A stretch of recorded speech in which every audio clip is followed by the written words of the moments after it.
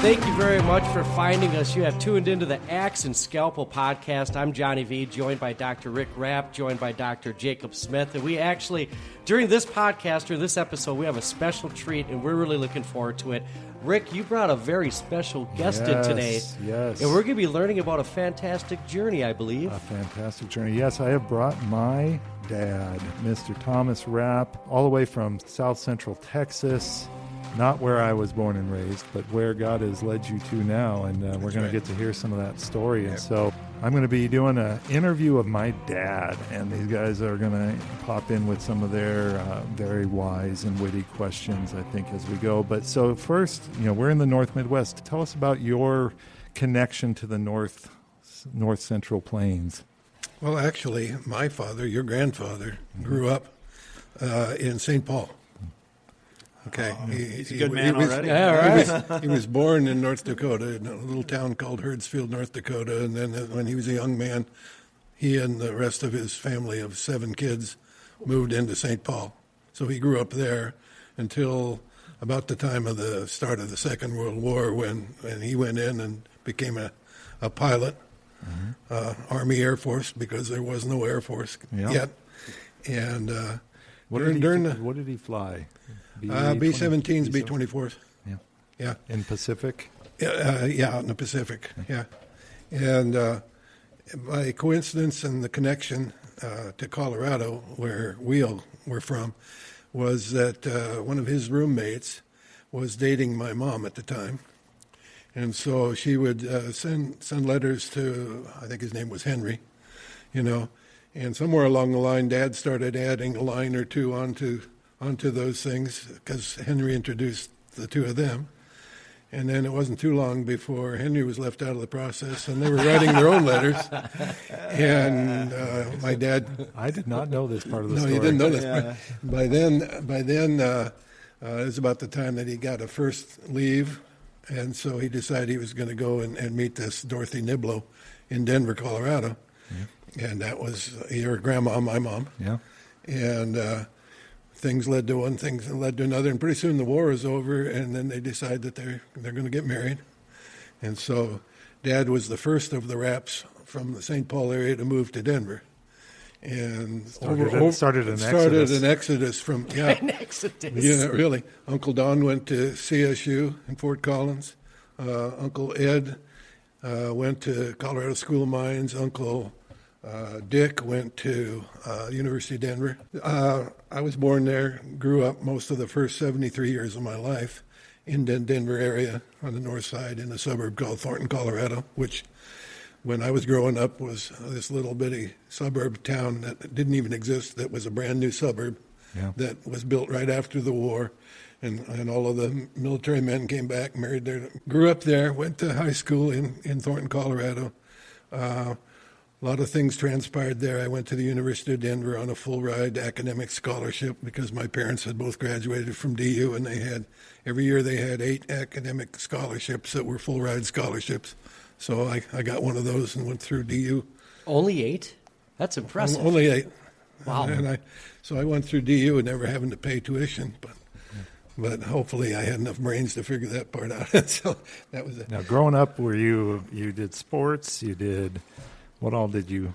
I played baseball, some football, 2 years of football, baseball and basketball mostly. Baseball was my sport. Yeah. Second baseman. First. Oh, first baseman, always first base. That's the best position. That was Football, what'd you play?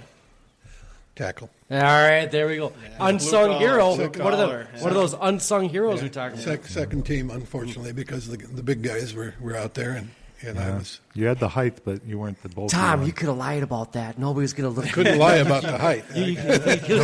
No one's looking up the Thornton High School statistics. Yeah. So, but anyway, the only college sport I played was I did play freshman baseball. Yeah. And I did hit a home run against the Air Force Academy in a doubleheader, but everybody on the team hit home runs that day, so it wasn't that big a deal. That high altitude in Denver. Yeah. They didn't have the humidor back then. The humidor. So, but, and then,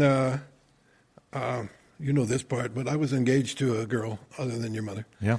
And the Vietnam War was winding down. I was already set to go to a program out in Irvine, California, which my biology, zoology was my major. So I had been awarded a full tuition fellowship, which would have paid me through the PhD to go to Irvine, California and study population biology, which was a brand new field, everything else. And Vietnam War came along. Yeah. And the draft came along. Yeah. And my draft board said, you're going to be going in this next batch. So I and my intended at that time decided that, I didn't really want to go and be cannon fodder. And I did have a choice because of my undergraduate bachelor's degree to go to a military officer program. And I thought I'd probably rather go Navy. Yeah. And, and have some choice in the matter. So I went down, signed up for officer candidate school in the Navy. And then subsequently to that, my intended and I decided that since our parents didn't get along with each other very well, that even though we were close, we didn't think that was a good situation to bring kids into. And so I broke it off. Yeah. And it was a real heart-rending situation. Yeah. But in the meantime, I had an obligation. I'd signed on the dotted line. And the Navy expected me to honor that. Mm-hmm. Yeah, I imagine so. So it was going to be a year or so before my class was called up. So I went and I taught school for a year. That was my first year of teaching.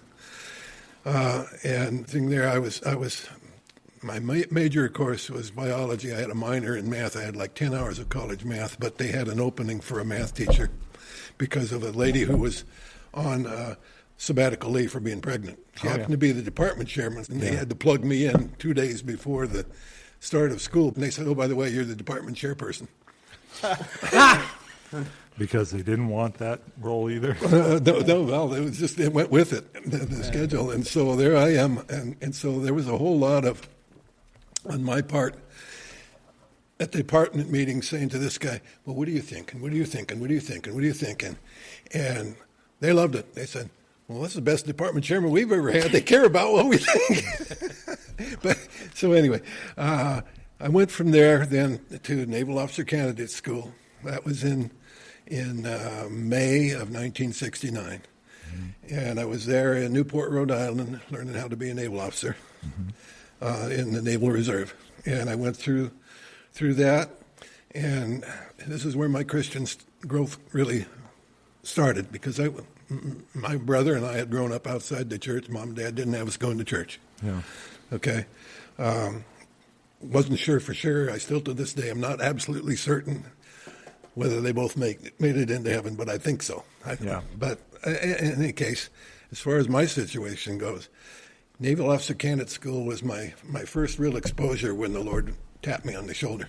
Yeah. I'd been there about 3 days, and I came on the intercom and said, well, if any of you guys are not wanting to get up at 5:30 in the morning and go out on the grinder and stand there for morning inspection, you could go to choir practice and be part of the Naval Officer Candidate School choir. And I thought, well, I'm not too dumb. Yeah. and you can carry a tune. I could carry a tune. I played the piano. I thought, okay, I'll do that. So, that meant that I was in the Naval Officer Candidate School choir, which was run by the Protestant and the Catholic chaplains. All the guys that were there were volunteers. But as far as I know, they were all Christians. Yeah. I was not yet. But for those 18 weeks, I was singing Catholic and Protestant hymns. Yeah. 18 weeks of going to the Protestant and Catholic services, singing both the same songs, and being with these guys that there was something about them that they were singing because they had a reason, and I was singing because I was avoiding morning formations. and it occurred to me that the only time that any of us had free was like Sunday morning. Yeah. They could be sleeping in, but that place would fill up with officers that were coming to a service. Yeah. Why were they there? So I'm thinking, well, this is important. I need to explore this a little bit. I graduate from Officer Candidate School as an ensign, which is the lowest commissioned officer, and then I have to go to a duty station preparation training. Yeah. Okay. This is in Washington, D.C., And it so happens that the only Christian of my father's family was my Uncle Don, living in Beltsville, Maryland, about a half hour away from where I had to go for that month.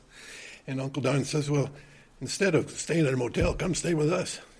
Well, I said, well, okay, that'd be fun.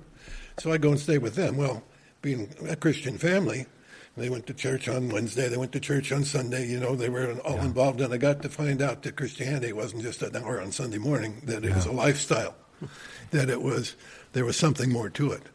And of course, I sat through 4 weeks of that and the Sunday morning invitations and feeling like I needed to come forward, but not knowing why. And so I missed my chance. And I thought, well, I'll explore this more someday. And then, so the last Sunday happened to be the church picnic, which was taking place right across the street from my uncle's house.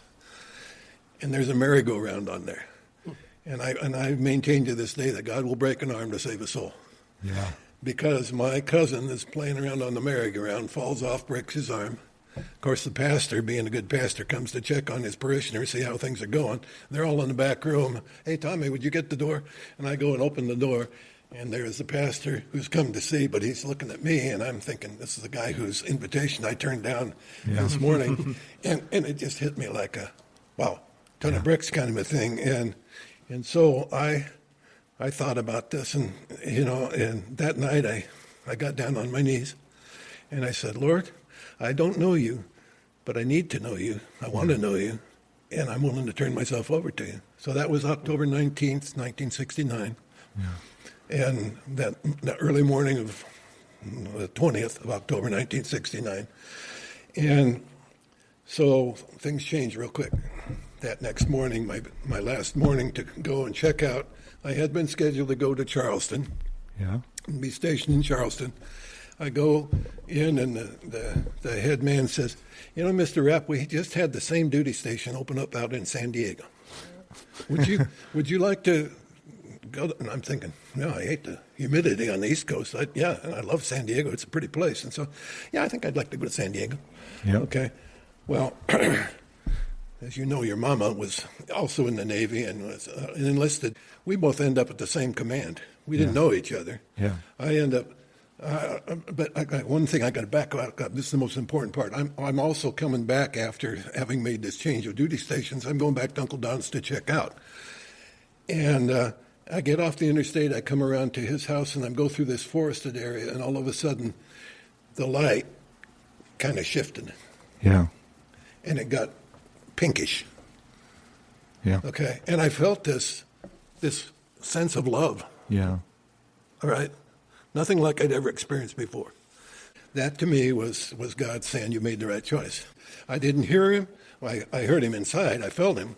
And so I get back to Uncle Don's house, and I'm saying, well, it's been great and everything. Let me give you some money for the food I ate and everything else. And he says, no, it's family. We'd take care of it. I said, well, if it hadn't been for you, I wouldn't have met the pastor. And he says, you want to make a commitment to the Lord, don't you? And I said, oh yeah. He says, but I thought you had to do it in the church on your knees up in front and everything else. He says, no. He says, I could take your confession. He says, but if you'd prefer, I'll call a pastor, and on your way out of Washington, D.C., you can go by his house. So he called. Yeah. So that afternoon at 4 o'clock on the 20th of October, 1969, I hit my knees at the pastor's house and made it official. Yeah. So that was the beginning. Yeah. So that was 10 days prior to my 23rd birthday. Yeah. So this was not something that happened because the family socially said, you're a Christian. Yeah. This happened because of a decision that I made and thought through and wrestled with and chose. Yeah. Okay. I think that sounds familiar a little bit. Yeah. So, and then just to kind of speed through the process. So Jean, your mama, and I ended up being at the same duty station in San Diego. I was dating other people. She was dating other people. I knew who she was. She knew who I was. I was the command athletic officer who set up all of the events when we'd have basketball and everything else. The beach party that we had, a command beach party, she went with the guy she was dating. I went with this Marine lieutenant, real pretty little gal. That was one of the ones that came to Did she have her head shaved? Yeah. No. She no. And so we pieced it back together and said, well, we were at the same event. Yeah. A little later, we happened to be at the at the same San Diego Padres event when Willie Mays hit his home run that tied the record or broke the record, kind of a thing, But we weren't together. We were each with somebody else. Yeah. But then the Vietnam War started to wind down. And so there was this early out that came through for a bunch of reserve officers because all the guys from Annapolis had to have a place to come back to from Vietnam because they're lifers. And so I was on this list of, several hundred naval officers from the reserves that suddenly became inactive reserves. Yeah. Well, that meant you weren't paid. Yeah. Go do something else. And I'm at this point dating this other girl, and I'm thinking that may be Miss Right. I'm not sure. I don't know yet, but I need to stick around in San Diego. So I started selling correspondence courses because I was in education. And I thought, that'd be good. I could sell these correspondence courses. That was before the internet existed and all. You could do everything online. So I went to start selling correspondence courses for LaSalle Extension University. And Gene, his mom, sent in out of the TV guide this thing to find out about computer programming. And of course I happen to be the salesperson that comes knocking on her door. And I knock on her door and she opens it and I says, I know you. And she says, I know you too. Well, the next night I asked her out and here we are. Yeah. Okay. Get out. Yeah. Smooth talker. 50. She got a husband, some kids, and a career out of her it. career in computer programming. Not bad. Yeah. The triple threat. Yeah. And so but then, and then the last piece I want to share with you is, so how do we end up out of college? Because we came back to Colorado, and I put in a full career, 26 years in the school district that I'd been at. In fact, a lot of those graduated from, yeah. A lot of those were in the same exact building that I had gone through senior high school when the town was little. And then it was a middle school. And I was there, and I was even the acting principal in the building for a while. I was assistant principal most of the time, and so on. And so that was my career. And then I decided it was time to do something else, and I decided to take a retirement. And it wasn't too long before I realized, we don't really have the income for me to be retired. I need to do something. So I looked up in the want ads, and I was looking for a job that I could do. Yeah. And there was this place called the Senior Hub, and they did all kinds of things for people my age and up, people 50 and up, kind of thing. So I decided that, I'd apply to that. Well, I was there for about 6 months before the department chair for the Retired Senior Volunteer Program opened up. And that was right up my alley because I'd done a lot of volunteer work as a middle school assistant principal with kids. Yeah. Junior high kids, and I thought there's a lot of similarities with seniors. Yeah. You want me to do this? Why? Yeah. I'm not getting paid for this. Yeah.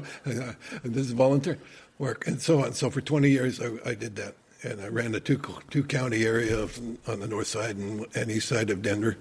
I had volunteers, like 700 and some volunteers, help them find places to volunteer in hospitals, food banks, schools, and all this kind of stuff. And in time, in 2019, I decided that it was time to retire. Yeah. Okay, my wife and I agreed. We didn't have really the money to retire, but she said, I think we can pay off our debts. I think we can make it. And I was ready. And so we were coming down through Texas to see my daughter, who lived in Dallas area at the time. And we would normally do that and then go back at Thanksgiving and then go back home because I had to work. Yeah. I'd retired Gene several years before. So we're coming through, and instead of having to go back, I said, well, let's go see Gary. That's my brother. He was living in Temple, Texas, not too far north of Austin. And so we said, well, let's go see him. And they said, why don't you come meet us? We want to take you over to Fredericksburg, because Fredericksburg has the Naval Pacific War Museum. In the middle of Central Texas? And you guys being in the Navy would be really interested in this. And so we said, well, yeah, okay, we'll do that, because Admiral, can't think what his name was. He was from Fredericksburg, and so that's the reason that it ended up there. Okay, and so we stay overnight. We go visit the museum. It is great, and it kind of walks through the war from the beginning to the end, and you could kind of see where your grandpa and the Air Force came along, and island to island to island, bombing them before the guys came aboard. The next day, we said, okay, and my brother takes us back through this little town called Marble Falls, and we're coming in from the south, And we're coming down behind the La Quinta Inn, and I look across this valley, and I say to Gene, who's in the back seat, isn't this a beautiful valley? And I heard, inside, I'm home. I'm home. Yeah. We went a little bit farther, and I have this mental picture of an equilateral triangle. Yeah. And okay, work with me on this, is this you, Lord? and went a little farther, and I said, well, think about your figures, and what's the least stable figure? A circle, okay? Because you can roll it anywhere. He says, that's kind of like where I place people, right? Yeah. You go do the work for me, kind of a thing that I have planned for you. Okay. Well, what about the triangle? He says, well, what's the most stable figure you can think of? Well, you start to come down to 3, because you can't do anything with 2, but 3. Okay, and what's the most perfect of that? An equalateral triangle. Okay, so if you're going to describe the Trinity, what would you use? Yeah. Father, Son, Holy Spirit. Okay. I said, well, okay, if this is you, Lord, I can accept that, but I'm not sure Gene can. Yeah. I need to find out 2 things. Number 1, could you validate this for me?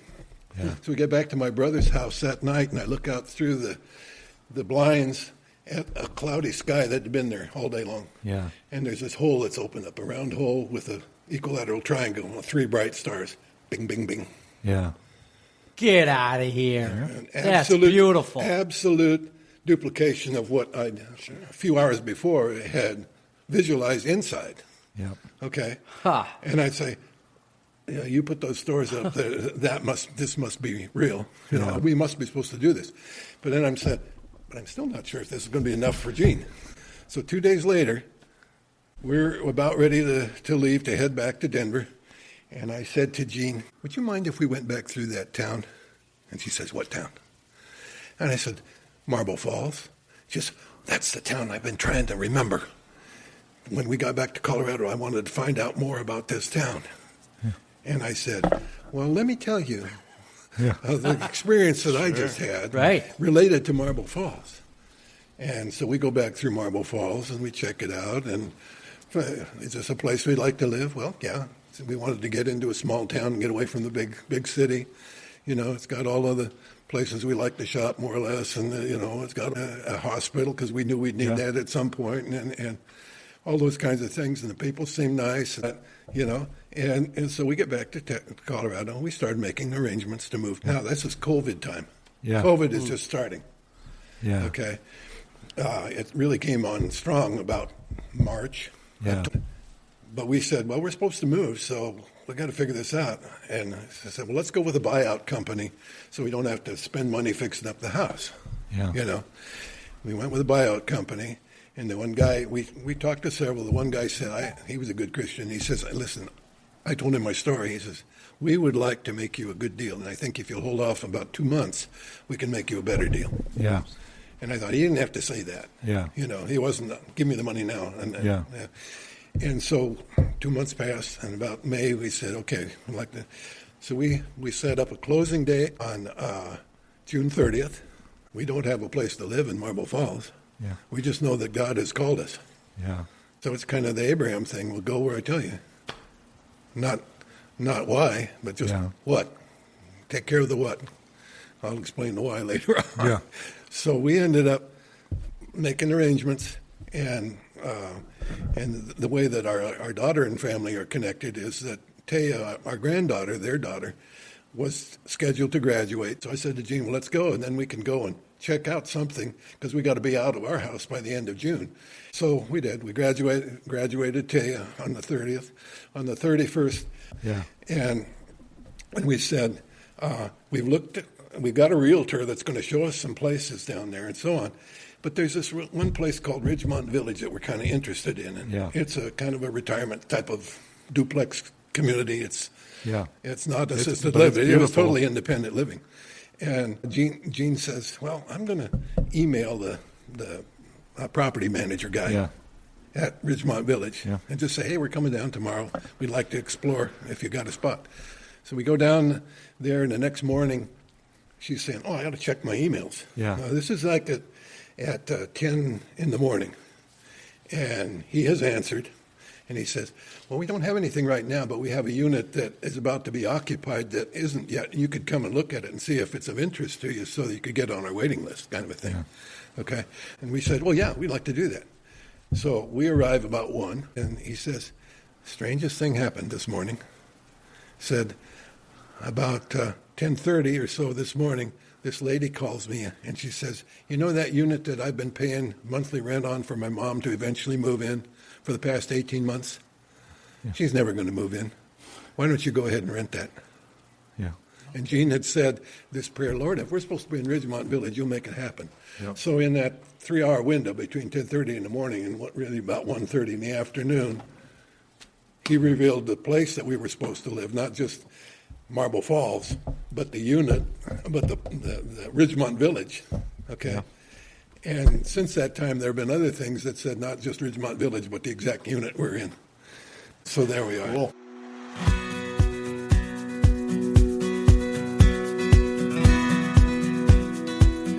So what has happened? So you were in your 70s. 73. Retired. And you feel like you hear God calling you to essentially become a missionary to Central Texas. To Central Texas. And you've had your whole life in Colorado, essentially. You know, raised your family there. Now we've all moved out in a way. But you followed that call. So what has God been doing with you and Mom in Marble Falls, broadly as well as at Ridgemont Village? Yeah. Okay, so I recently kind of counted up, and there were like 17 different involvements, but I won't mention them all, but that have happened over that four years, really, since we moved in. We moved in July 4th of 2020. Yeah. And so, July of 2025 will be 5 years, basically. Yeah. So we found a church, and I got connected with the pastor, and he and I became acquainted, and he said, I'd like you to become an elder of our church, kind of a thing. And so that happened, and running the hospitality team and the offering team and all that kind of stuff. So that's at that church. But I said to John, the pastor, I said, who do I need to get to know? I'm 73 years old. I know I've been called here for a reason, and I know that I need to work with and through some other people. I need to borrow your credibility, John. Who would you send me to? And he says, go talk to Kevin Nauman over at the Highland Lakes Crisis Network. Highland Lakes Crisis Network is a multi-church group that was set up after a flood in 2017. Local churches figured out, we can't handle this ourselves, but maybe working together we can do some things. And the Highland Lakes Crisis Network was formed. Okay, by the time we get there, the flood's long past, but the cooperation between these churches is growing. Recently, they had a Good Friday service, 12 churches involved. Wow. Okay, they all had their own Easter thing, but the Good Friday was collective. And those types of involvements have been what I see the Lord has involved me with is hey, it's all about this Jesus. It's not about this Jesus in this church and this Jesus in this church. And it's about the Jesus. Yeah. Okay, the way, the truth, the life. Yeah. Okay, not your interpretation of, but him. Yeah. Okay, so through there we helped at the warming center when it froze in Texas. We were there in times for COVID when they were doing the COVID testing, the drive-through COVID testing. Yeah. We delivered meals to the COVID-impacted folks. We did all those kinds of things. Okay, Yeah. and so that's with them. At Ridgemont Village, we kind of came in and joined the Bible study that was there, and after a couple of sessions, they said, would you guys take this on? Yeah. So we run the Bible study there at Ridgemont Village. Okay. I mentioned the music stuff. I've done the piano for 60-some years. Still singing? I don't sing anymore. Well, I don't sing like I did in... My voice isn't too bad, but I don't sing and play. Because You're not singing to get out of stuff is what you're saying. No. But so... when COVID was going on, all of the activities at Ridgemont Village were locked down too. And I said to Chuck, our manager, I said, we sit in this cul-de-sac where our front window and the piano, which we brought down, which is our family piano that I grew up on, my mom learned on it. Yeah. And then it became the piano that I and my brother learned on. Well, we brought that from Colorado. It sits in our front room, and right out that window is this cul-de-sac. And I said to Chuck, they could socially distance out there, and I could play a little bit on the piano, and we could do that. Well, that's led to a monthly concert. Now it's in the clubhouse, but not everybody comes. The most I've ever had is like 12. Sometimes it's 2 or 3, kind of a thing. Yeah. But it serves a need, Yeah. And then at church, John, our pastor, said, we've got some people over at the Brixton, which is a retirement assisted living nursing facility. How'd you like to go visit them? So we go visit them, and I said, do you guys have a piano? Yeah. I said, oh, yeah, we have a real nice piano. So she introduces me to the social director, and I said, I could play something for the residents if you'd want me to. Yeah. So that now is How over. quick was the yes on that? Really fast. And so over a year and a half later, I'm doing this monthly concert. In fact, when we get back, I've got one on next Friday. Yeah. And they got 15, 20, sometimes 24 people in wheelchairs, that they bring into the room and everything else. And the staff says, for some of our people, that's the only time that they emote at all, is with that music, and they get smiles, and some of them are singing songs, and they haven't talked, and everything else. And so there's another ministry piece, and it's just like one thing after another. If I walk out of our residence and down about a half a mile, I can go out and down to the dam, which goes through this farm country, the hill country. Mm-hmm. Okay, a lot of prickly pear and all this kind of stuff and everything else, and down across the bridge and up and out to the dam and back. It's 4 miles walking. So I started doing that on April 17th, I think, of 2021. I'd been there maybe 6 months. And I got to the point where I said, Lord, this is my real time with you. I'm getting away from the noise of the city. I'm trying to quiet my mind. I'm trying to just really listen instead of talk. What do you want to teach me today? Yeah, no TV, no phone. No. And so as a result of that, there are now about 80 of these revelations along the road. Yeah. That I would say, Lord, this is my time with you. I'll go back and I'll validate it against Scripture to make sure I'm listening to the right spirit, But and time after time after time, to the point that now I've walked 2,800 miles. Yep. Okay. Why the 2,800? Well, because the New Jerusalem is 1,400 miles on a side, so that's length and width. Yeah. I'll let God worry. Now I'm trying to convince him to keep doing it, keep walking. So, the wall is 144 feet thick. Yeah. Okay. So that's I figured it out. And it is a cube, so it's another 1,400 feet. Yeah, I'm not going to worry about that one. He can take care of the gravity of that one. So I'm at least going to do.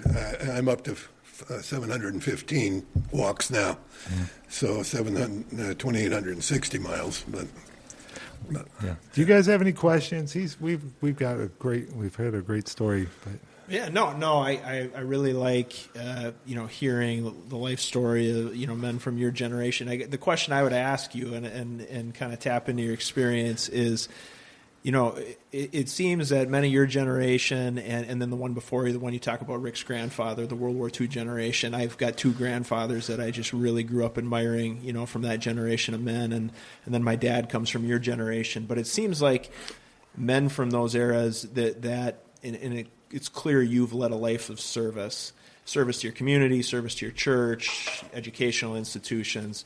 It seems like that's a lot less common nowadays. It seems like we're kind of in the era of activism versus a life of service. Why do you think that Podcasters. is? But Rick and I are fighting it. Of course, we're part of a big nonprofit. It's hard to get people to participate. But you've clearly led a life of service. Why do you think there's been that change culturally? I think we've drifted back towards self again. Yeah. The whole issue from the beginning with Adam was he followed self instead of following God. He was created to follow God's plan and buy into it and not come up with his own alternatives. And this isn't the only time in history that we've drifted away from that. It's historical. The Bible talks about the failings all along the way. But right now we're in the midst of that, I believe, and it's just following after self-interest and everything. Pride is a big part of it, of course, and everything else. And the selflessness is putting God first. Yeah. And that's why I'm attempting, and why I keep doing those walks, is I think that's part of my service, because there's one thing that recently came to me. Okay, it's just 5 words: work, walk, write, share, and teach. Yeah. Yeah. Okay, and that, I think, is in a nutshell why we're here. Yeah. Why we're not just here in Ladysmith, Wisconsin, but why we're there in Marble Falls, Texas area. Yeah. Is it, work for God, walk with God, write about God, which is the Revelations and the Bible, the 2 pieces. Because Jesus said, I came to fulfill the law, but I'm going to put the Holy Spirit in you to explain it. Yep. And so it's both sources. It's the writings through history, but that can get real kind of dead. Yeah. The Ten Commandments are on stone tablets. Okay. Yeah. Instead, God says, I'm going to put it inside you in the Holy Spirit. Yeah. So you've spent, like I said, a lot of time in personal service, but also helping other people discover service and community service. And I think back to, you were a major player in bringing recycling to Thornton, Colorado, and other things, and just all of these things. You were a coach all the time. You were at all the school functions, and served the church as an elder in so many ways, and all of this. But specifically your time at the Retired Seniors Volunteer Program, we've talked a lot about, because of me as a physician, what you saw happen to people, senior citizens, when they would get involved. It restored their health. Yeah. Okay. People that were not active became active. People that were active became more active. All of them had a reason to exist because they're retired. Yeah. And so what's that mean? I just sit until I die? Yeah. Is there no use for me any longer? Yeah. And what I found out, the average age of my volunteers was 75. Okay, well, I'm 78, so I'm just past that a little bit. But my oldest volunteer was 102. Oh. Okay, I had over 200 of them that were 80 plus. I had 15 or 20 of them that were in their 90s. One of my best Meals on Wheels drivers was 96 and drove until the week before he died. Wow. All right. And he was the one that trained all the new drivers. Okay. And the funny story there was this one driver is about 50-some years old. She calls in sick and says, I can't do the job today. And he says, that's all right. We'll call him up. And he said, yeah, sure. I could do this. And then she found out, here's this 95-year-old delivering for her, and she's feeling sick. Yeah. and it just kind of puts things in perspective and realizes that, you're not dead till you're dead. Yeah. God has a use for every one of us until our last breath. Yeah, and then we can celebrate. That's what I think. I've said this to many a patient, that I think the biggest cause of death is lack of purpose. Mm-hmm. And that's what I see is with all of the depression and other things. It's lack of purpose, and it's not just in our seniors now too. It's so many people lacking purpose, and so can you speak a little bit about the going from being a young man who did not grow up in church, did not grow up with faith, to trying to be a father passing on faith, and just what that was like? Well, first of all, Mom and I made our commitments, and you guys were little, very little. You weren't even born yet when we first started at the Presbyterian Church, and that was the other piece of my thing.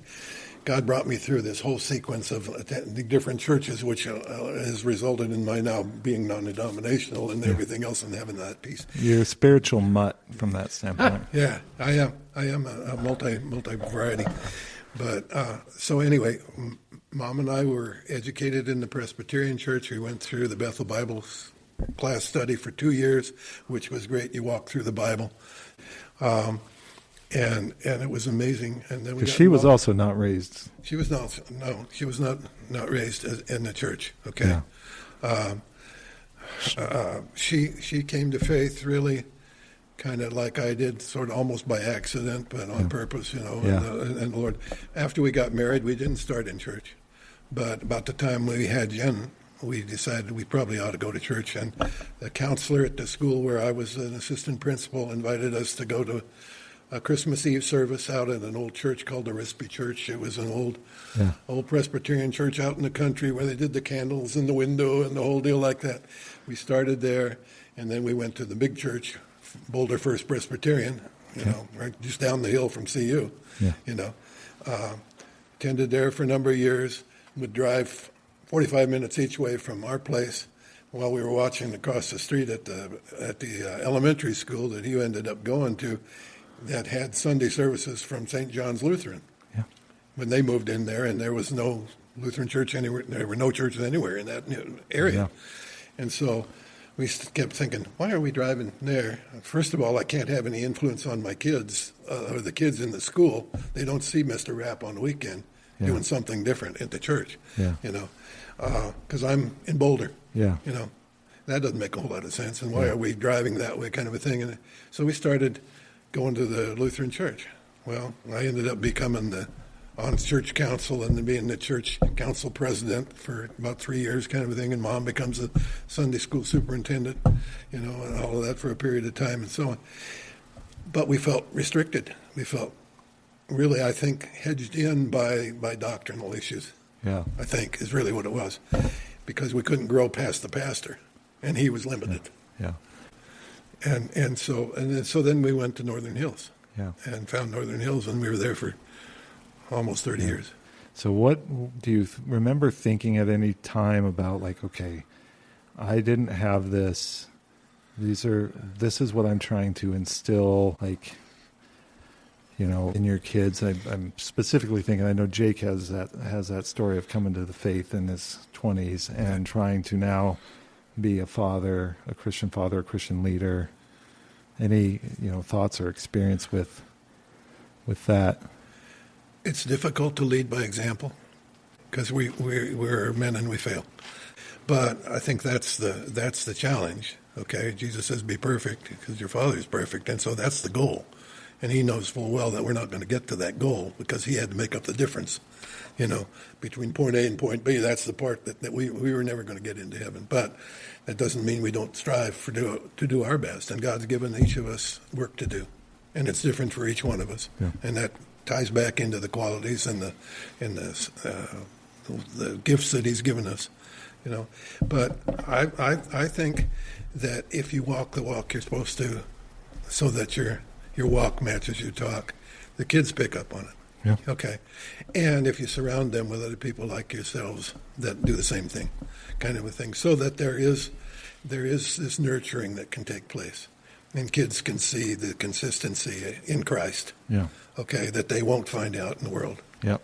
And I remember we were going to church on Sunday morning. It was, unless you were really sick, you were going to go to church. It wasn't going to be missed for anything. Luckily, at that time, most of the sports stuff was still not happening on Sundays. But I know we had some time later with, like, traveling baseball and things that there was some, conflicts there. I don't know if we ever skipped it, but I remember discussions about, we got to go to church. What we're going to do? Like, okay, well, you've got youth group this week, so then you're going to have to do that. But I also remember, walking into your bedroom sometimes, and you had your little black new NIV Bible, golden letters on the front, and I remember you would be reading it. It had the little tabs or markings on it. It was used, and I could see that was being used, and it was a part of life, in the meetings and things. And you would just tell me a little bit about what was happening at elders meetings and things, so that I kind of had some idea about the junk that goes on when humans are involved in church. And so I think that was the deal. It was consistency, and when we tease sometimes about times that you might have made a mistake about choosing to discipline me about things I didn't do, but you would apologize. You as a father would apologize to your son if you made a mistake.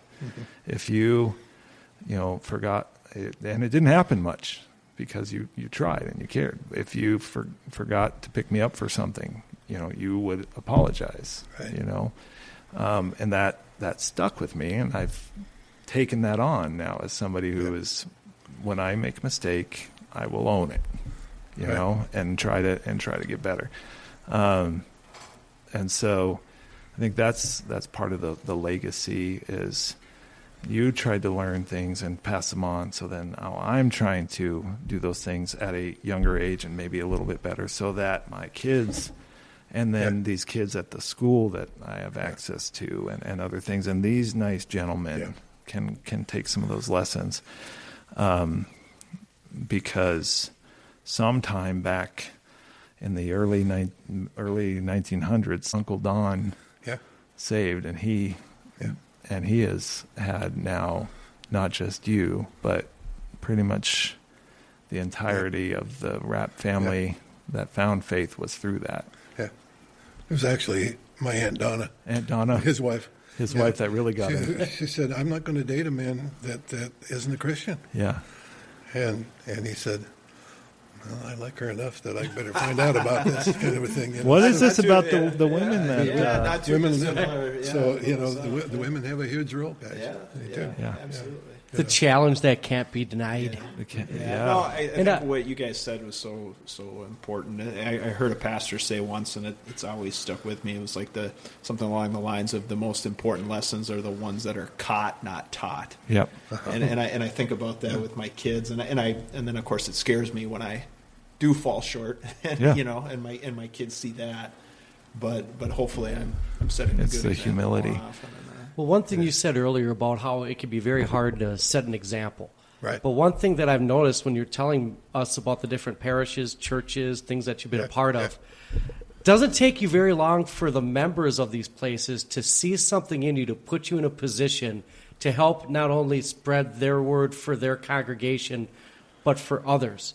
And you mentioned something about consistency. Yeah. Was there something that you believe that they could see in you quickly? Because it seems like you move He wears somewhere. this little name tag that says "glutton for punishment." Oh, yeah. I'm pro elder, but I mean, was there something that you believe that kind of bounced off of you to them to make them think this is the guy this is the guy that I think can get the work done that we need done right now? Rick mentioned it a while ago, and that is the consistency of the word service.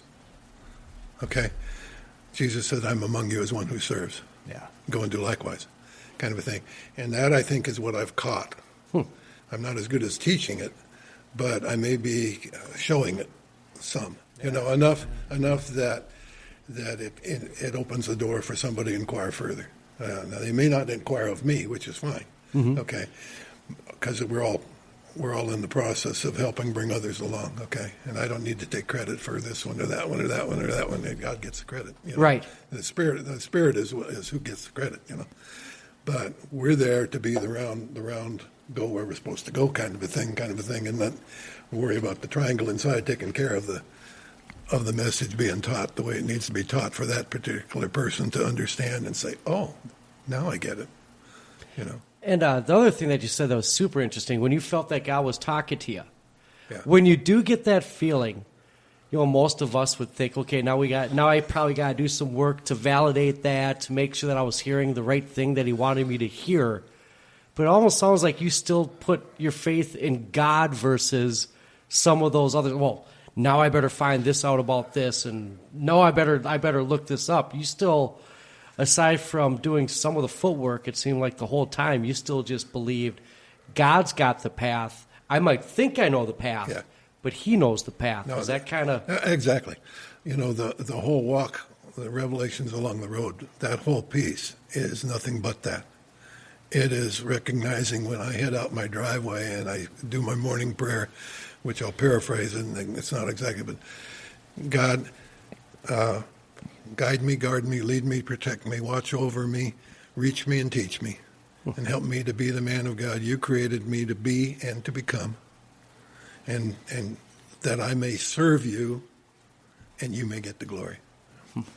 Okay, yeah. Which I think is the whole concept of humbling ourselves, and it's what John the Baptist said to his own followers when they complained about Jesus making more.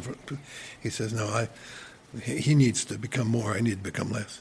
Okay, each of us, I think, needs to become less. That self needs to be pushed out, so that God can have His rightful place back where He started. Okay, and that to me is that's what heaven on earth is. Okay, God's in His rightful place. Okay. How could it be any wrong? You're in perfect relationship, okay? And then you can do what Paul says: count it all joy, in the bad or the good. Count it all joy. Yeah. Do you think if you would have had that same kind of experience like you had on the road in Marble Falls when you were 40, that you would have responded the same way? That's interesting conjecture because it didn't happen. Yeah. Things happen according to God's timing. Yeah. Okay, I was doing at 40 what I was supposed to be doing at 40, or maybe not quite as much.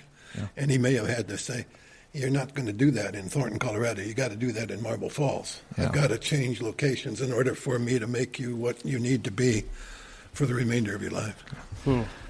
Yeah, that's probably a good thing, because I feel like God is leading me to a tiki hut in the Caribbean Sea right now without a job and just snorkeling, no research. Snorkeling and eating fish. The voice you're hearing is Brianne Smith saying that. It seems like that's where God is leading me right now. I think one last thing I really wanted shouldn't listen. That's all I was trying to get at. I was like, come on, talk to me. I think one last thing I really wanted to bring up, because this is an area where I think you modeled it well and I have struggled in it, is boundaries. And one thing it always felt like, I never can look back, I don't recognize any time in the past where I could have looked at you and said you were burned out, and where it felt like it was too much. And either you hid that really well from me growing up, or you were always at the games, you were always at the concerts for my sister, you were there, and it seems like you always had a good idea of what your priorities were and kept them. Okay. So whereas I've struggled with overcommitment in my life. And I have to. Burnout, yes, but no, not very obvious to you, but I definitely burned out. I burned out on the school system. Okay. I had to get out of that because I was having health issues. Yeah. Okay. Various things like that. An overcommitment, because I'm the first to say yes and the last to say no, and then to let something go, Yeah. And so, like I said, 17 things in 5 years, kind of a thing that I've been involved with. I probably don't need to be doing all of those, okay? Yeah. I do need to be doing the revelations along the road, the writing, the talking, the teaching, the sharing, that piece. That I need to be doing that, and making sure that those other things fit in with that. Yeah. So they dovetail together, so I don't have these loose ends out here someplace. Yeah. But priorities. Yeah. Okay. Mom first. Well, God first. Yeah. Mom second. Okay. Yeah. You remember that you were growing up, but Mom and I always had to have dates. Oh, yeah. We went out and did dates. Yeah. Okay. All right. So 51 years later, I'm still on a honeymoon with my sweetheart. Yeah. Okay. She still likes you. Yeah, she still likes me. Yeah. And that's a good thing. She took you off probation like 3 years ago. Certainly. How do you get off that? 51 years. 51 years. And shorter than the sentence I thought it was still. And then you guys. Okay. And then other things. Job, church, and all the other stuff. Yeah. And I can honestly say that's the way it felt growing up. Yeah. That's the way it felt. If you guys had an activity, we were there unless there was some reason that we couldn't be there. Yep. That was a priority. I don't remember any times that that You you know, want. if Jen had a flute concert someplace, you know, We all had to go. You all had to to- her you had to go to- concerts. I love you, Jen. but you know, we were at every ball game of yours. Yeah, she sat through far more sports She did. things than I went to for her music. Well, you guys probably know this one, but I'm going to throw it at you anyways. The riddle is, how do you rank most important to least important when it comes to your wife, your mother, and your daughter? And according to God, there is an incorrect answer. How should you rank in your life the importance of your mother, your wife, daughter? Jacob, you first. I plead the fifth. They're not my answer. Yeah. That's the best answer I've heard so far. Which one is in the room with you? Anyone want to take No, a I get- stab there's at gotta this be one? I guess Yeah. you'd have to bring. There's got to be a biblical answer. There is Right? actually a Yeah. biblical answer. Yeah, because Anybody want to? I was wrong. No, go ahead, bring it. Okay. The commandments. Yeah. the correct order is supposed to actually be wife, daughter, mother. Last. Okay. Do you know you guys are pretty into this stuff? Why do you think that might be? Why do you believe mother would be last of those three? Well, I guess I'm just going Genesis on it here now. So, to become one flesh right in the beginning, Yeah. and the commandments Yeah. come later. Yeah, Right. and then you're Yeah. responsible for raising the child. Raising the child. But then there remains the ongoing commitment To to the mother. honor your mother Yeah. and father. And that's one of Jesus' last Mm-hmm. statements. There's your mom, and Yeah, he took care of There's his your- mom. there's your son. Yeah, I was trying to wrestle with, that's the order I would put them in. But yeah, I mean, the fact is they're still all important. Yeah, but Yeah. the jokes are normally, well, if my wife's mad at me, the daughter's gonna shoot up the list. Pretty Why quick didn't you on bring that up one. where does You know, where does mother-in-law fall? Well, outside fall could be the correct word there, I outside the suppose. box somewhere. I love you, Susie. we bring Susie, it down. Did you say fall, slip, or get pushed? I'm not. I'm blessed with an amazing mother-in-law, actually, so I'm very lucky.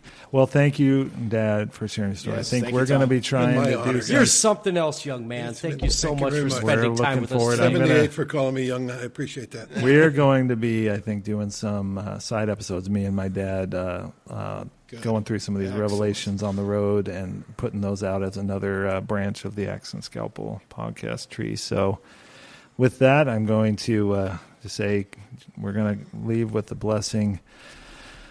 May the Lord bless you all. May the Lord keep you. May he make his face to shine upon you. May he bring you purpose and mission and calling at every stage of life. Amen. Amen. And thanks, guys. Thank you. Thank you, sir.